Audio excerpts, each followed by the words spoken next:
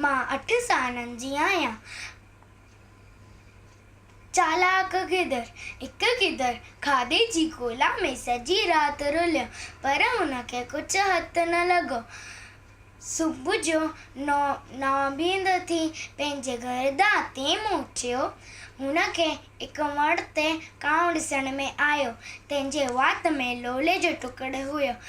गिदर दिलि में ख़्यालु कयो, मां चालाकी करे ये लोले जो टुकड़ो फुणी वठां।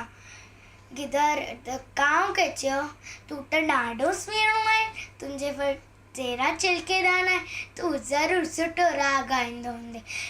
महिरबानी करे मूंखे तुंहिंजे राग जो मज़ो न वठाईंदे।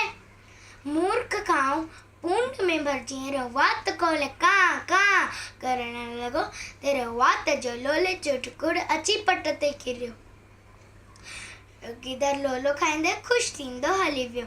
नसीहत, बुरी सारा ते न पचणु घुरिजे।